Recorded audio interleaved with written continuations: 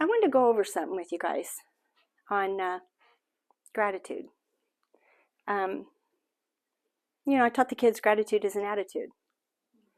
But what is gratitude?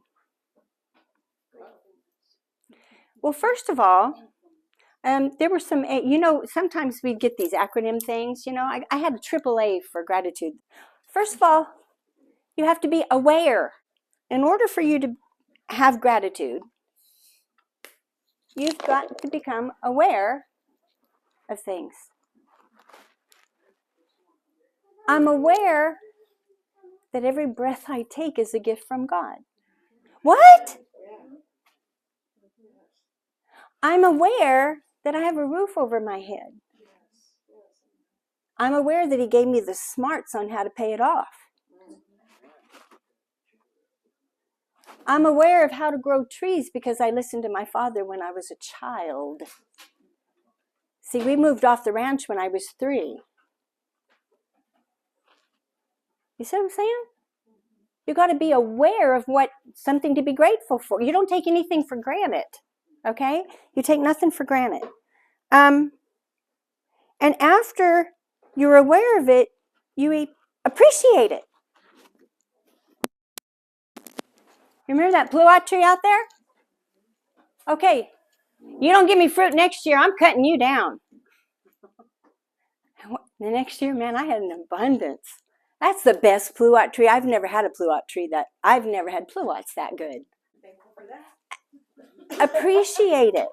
I don't take it for granted. Okay? That's gratitude. But it goes even further. Then you admit it. Because you see, I didn't do it. I didn't do it. I said a biblical principle, that fig tree, you didn't give any, the parable, cut it down. No, give me one more year, right? It's a biblical principle. Wasn't my doing, wasn't my words, right? So admitting it. So we need to have gratitude to God. But here's the thing. Gratitude is an attitude. I told you that, I don't have time. Gratitude is an attitude. So I can also be grateful to you. And I need to also admit that. I need to acknowledge it. I need to be aware of it. I need to appreciate it. It has to have value. And then I need to admit it. I need to acknowledge it. That's gratitude. Ungrateful people are not close to God.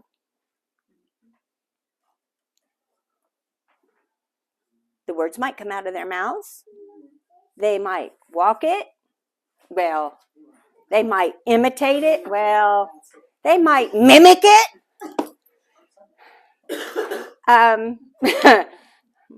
Okay? But what happens when nobody's looking? See, when nobody's here, but thank you. It's not for you. My gratitude isn't for you when it's to Him. Now, it is to you and thank you.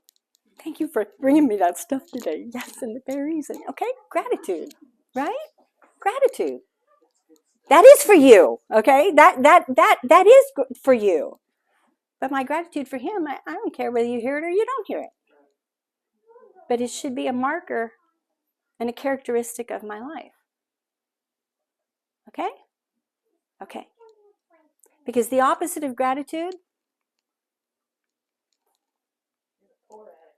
well, that's true.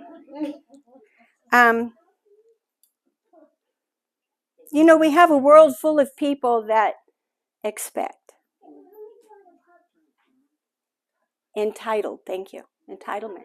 The opposite of gratitude is entitlement. So when you do something for somebody, they don't say thank you or show any kind of gratitude. It's because they expect it. They deserve it. Oh, I won't be doing that again. Okay. Well, you ain't grateful. Oh, okay.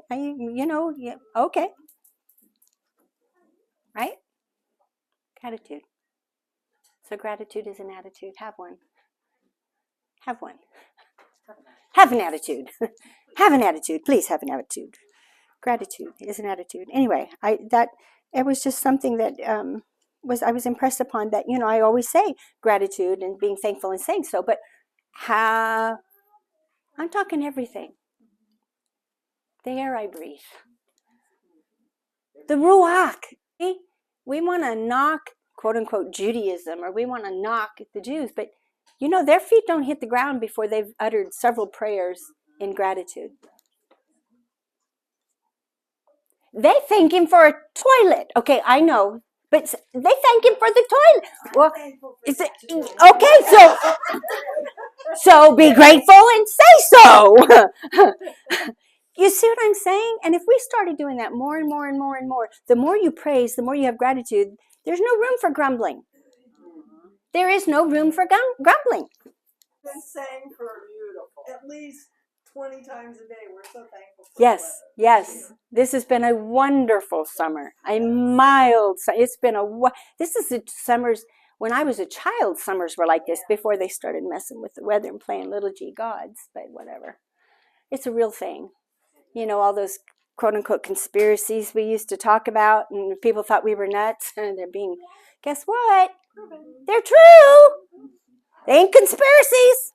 Anyway, I wanted to bring up gratitude because it's a real thing.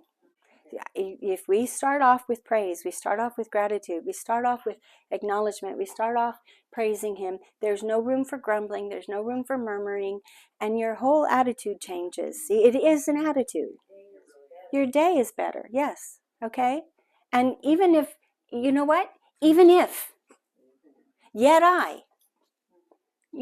nothing happens. Even the turbulence on the plane, nothing is going to happen to you. You're in his hands. It's a little bumpy. It's a roller coaster, whatever.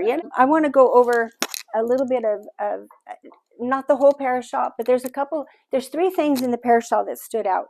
So I want to go over a couple things, a few things in the parashah. I found it very interesting that the parashah kind of gets cut in half from last week, because it tells you about Midian, and it tells you that that Israel played with the whore Midian, and and they intermingled after Balaam. Balaam couldn't curse them because God wouldn't let them curse, but they did what they weren't supposed to, and they went and messed around with the Midianites. So, and right in the middle of the story, it stops the parashah. And then there's this good dude. His name is Phineas, or Pinchas, and he is the grandson of Aaron, who has by now died. And I find it really intriguing that he's the grandson of Aaron. Oh, the people made me do it. I threw in the gold, and out came this calf. I see Aaron is weak. At the beginning, not at the end. At the beginning, okay. I see there's a weakness there where he can't stand. Like Moses stands, Joshua stands. You see what I'm saying? That's what I mean. Okay, he wasn't strong and firm yet, even after seeing all the miracles in Egypt. But here's Phineas, his grandson. Here comes one of the princes of Israel with a princess of Midian, and I'm going to borrow your words. Oh, huh? And he goes and grabs a spear. He's a priest. And he runs them through. He didn't ask for permission. He didn't ask for blessing. He didn't say, hey, elders, you think this is okay? The zeal and the love of God's truth and the blatant sin,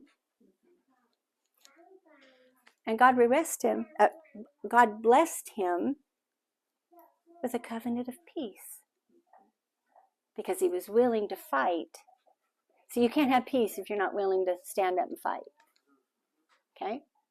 And he had courage. He didn't care what anybody else was doing. He didn't care to see who else was going to react. He didn't care. He was going to do the right thing. Be like Phineas.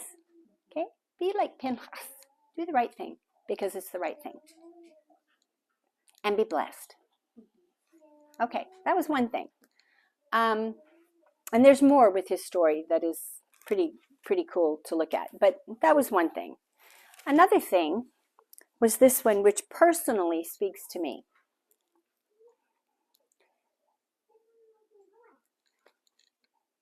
If a man dies and does not have a son,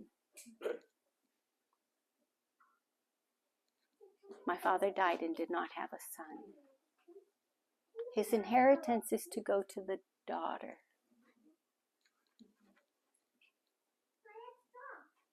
I didn't inherit stuff.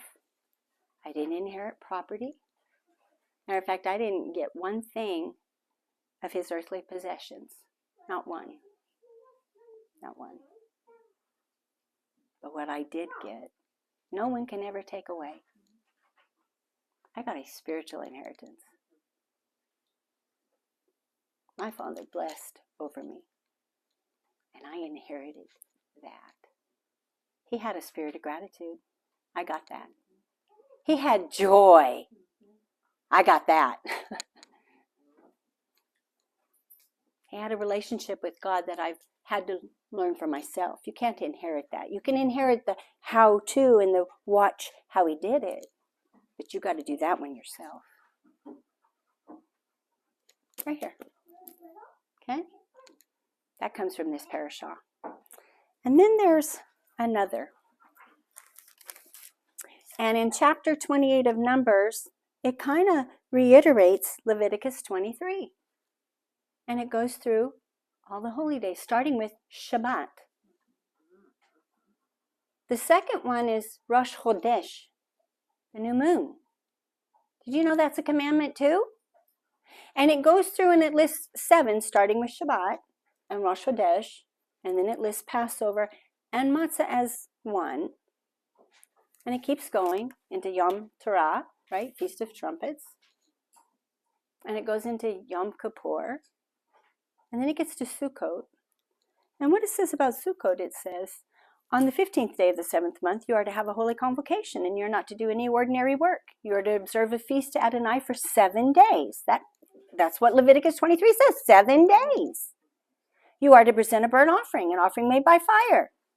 It's to consist of 13 young bulls. There's another story. I'm not going there today, but we'll get there one day.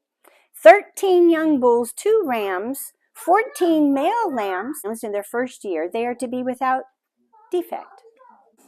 With their grain offering, fine flour mixed with olive oil, 6 quarts for each of the 13 bulls, 4 quarts for each of the 2 rams, and 2 quarts for each of the 14 lambs. Where does all that go? The Levites. Yeah. God provided for them. See, they don't have an inheritance. Okay. On the second day, 12 young bulls, 2 rams, 14 male lambs. Oh, I forgot one. Also, 1 male goat as a sin offering with its grain offering. Then on the second day, 12 young bulls, 2 rams, 14 male lambs. On the third day, 11 bulls, 2 rams, 14 male lambs. The rams and the lambs don't change. Neither does the one male goat. On the 14th day, 10 bulls. Let me jump to the 7th day. On the 7th day, 7 bulls. Maybe you're getting a little less bullheaded. There's something in there. Someday we'll go to that Parashah because there's a lot. Yeah, that's right.